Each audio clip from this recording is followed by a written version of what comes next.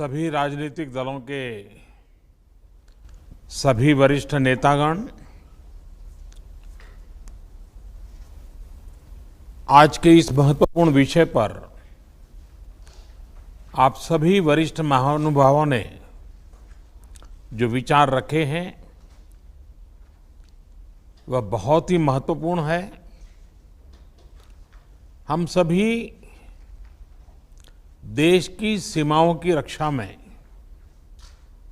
दिन रात लगे हमारे वीर जवानों के साथ चट्टान की तरह खड़े हैं।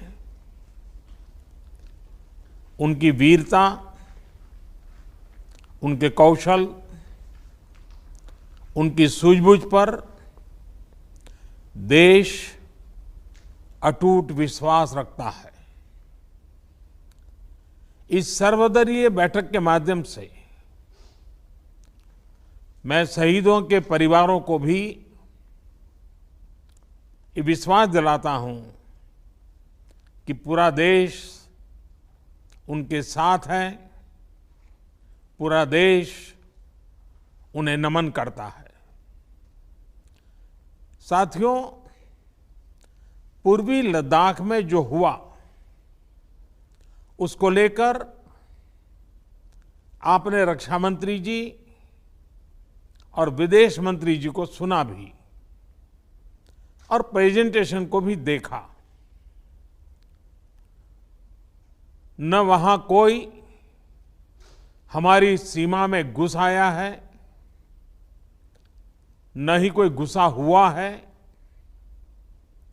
न ही हमारी कोई पोस्ट किसी दूसरे के कब्जे में है। लद्दाख में हमारे 20 जाबाज शहीद हुए, लेकिन जिन्होंने भारत माता की तरफ आंख उठाकर देखा था, उन्हें वो सबक सिखा कर गए हैं। उनका ये शौर्य, ये बलिदान हमेशा हर भारतीय के मन में अमिट रहेगा। साथियों, निश्चित तौर पर चीन द्वारा एलएसी पर जो किया गया है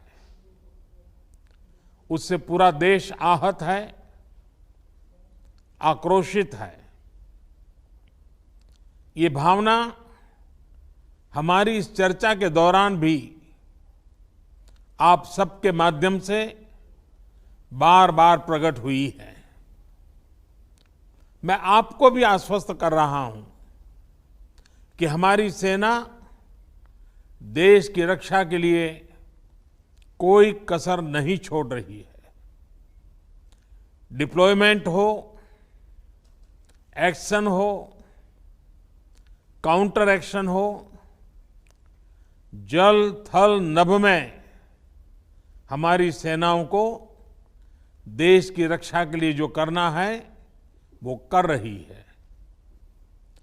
आज हमारे पास ये कैपेबिलिटी है कि कोई भी हमारी 1 इंच जमीन की तरफ आंख उठाकर भी नहीं देख सकता। आज भारत की सेनाएं हर सेक्टर में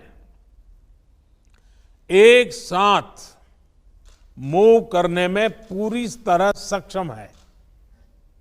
ऐसे में हमने जहां एक तरफ सेना को अपने स्तर पर उचित कदम उठाने की छूट दी है, वहीं दूसरी तरफ डिप्लोमेटिक माध्यमों से भी चीन को अपनी बात दो टूक स्पष्ट कर दी है। भारत पीस और फ्रेंडशिप चाहता है, लेकिन अपनी सॉवरेनिटी की रक्षा हमारे लिए सर्वोपरि है और आप सबने भी इसी भाव को प्रकट किया है। साथियों, बीते 5 वर्षों में देश ने अपनी सीमाओं को सुरक्षित करने के लिए बॉर्डर एरिया में इंफ्रास्ट्रक्चर डेवलपमेंट को प्राथमिकता दी है। हमारी सेनाओं की दूसरी आवश्यकताओं जैसे फाइटर प्लेन्स, आधुनिक हेलीकॉप्टर, मिसाइल डिफेंस सिस्टम आदि पर भी हमने बहुत बल दिया है। नए बने हुए इंफ्रास्ट्रक्चर की वजह से खासकर एलएसी में अब हमारी पेट्रोलिंग की कैपेसिटी भी बढ़ गई है।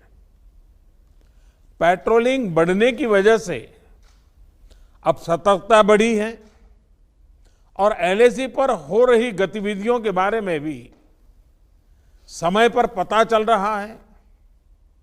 जिन क्षेत्रों पर पहले बहुत नजर नहीं रहती थी, अब वहां भी हमारे जवान अच्छी तरह से मॉनिटर कर पा रहे हैं, रिस्पॉन्ड भी कर पा रहे हैं। अब तक जिनको कोई पूछता नहीं था, कोई रोकता टोकता नहीं था, अब हमारे जवान डगर डगर पर उन्हें रोकते हैं, उन्हें टोकते हैं। बेहतर हो रहे इंफ्रास्ट्रक्चर से एक मदद ये भी मिली है कि हमारे जवान जो उस कठिन परिस्थिति में वहां तैनात रहते हैं, उन्हें साजो सामान पहुंचाने में आसानी हुई है। साथियों, राष्ट्रहित, देशवासियों का हित हमेशा हम सभी की सर्वोच्च प्राथमिकता रही है। चाहे ट्रेड हो, कनेक्टिविटी हो, काउंटर टेररिज्म हो, भारत ने कभी किसी बाहरी दबाव को स्वीकार नहीं किया है।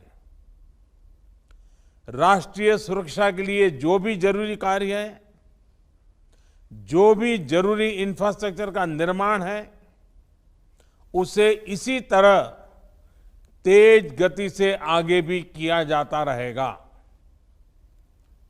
मैं आप सभी को, सभी राजनीतिक दलों को फिर से आश्वस्त करता हूं कि हमारी सेनाएं सीमाओं की रक्षा करने में पूरी तरह सक्षम है।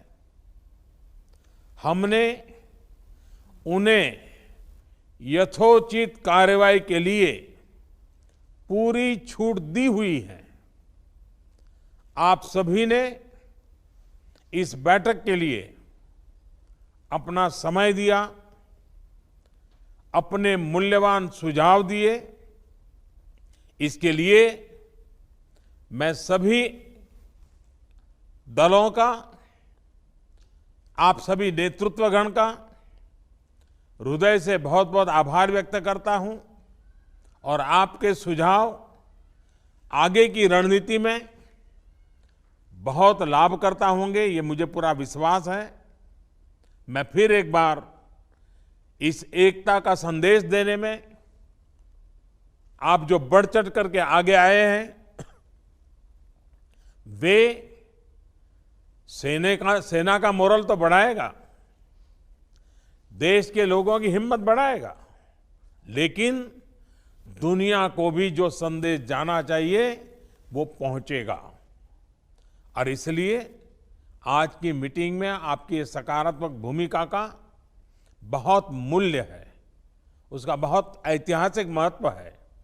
और इसलिए भी आप सभी अभिनंदन के अधिकारी हैं। मैं फिर एक बार आप सबका धन्यवाद करता हूं। नमस्कार।